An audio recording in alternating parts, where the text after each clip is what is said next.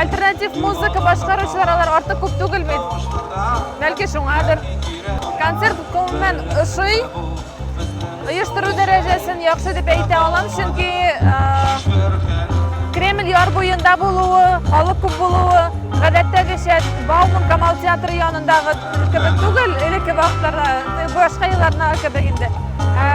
Bunda xalqni yetarli ziyada deb o'ylayman. Tatar xalqына shunday odat xos, ular har vaqt oqirib, kulib, o'z hislarini tishqa chiqarib yurmaylar. Balki shuning uchundadir, tatar xalqында alternativ muzika keng taralmagan. Kishini e'tiborini jalb etirday, kuchli muzika ko'p kerak edi. Ham biroz pop muzika kirtirgan kerak.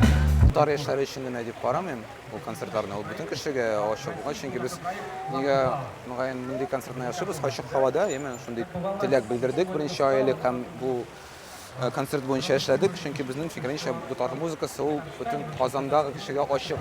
Biz bilganingizcha bizda shunday muhit, kishi tatarcha yashay oladi. Masalan, men so'nggi vaqtlarda menga butun rus do'stlarim nechaqdir isanmi deb aytadilar, salam deb ularga nechaqdir, menga da nechaqdir rahat bo'lib keladi, ularga da nechaqdir o'zining tatarlikqa nechaqdir fikrini bildirgan endi.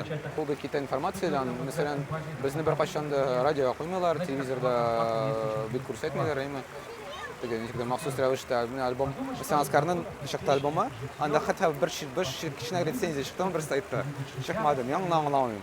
U masalan, yangilik. Bizda shunday ma'lumotlar bo'lmadi. Lekin bizning jurnalistlar u turda yozmaylar bit. Yoza boshlasalar, unda ularning ko'ngil fikr ziyanligi shekilli kelib chiqadi. Bir narsa bilmaydi muzika turida. Lekin baribir independent, baysiz sana, biz ostaga baysiz sana. Biz intege nachar haldagi kishilar.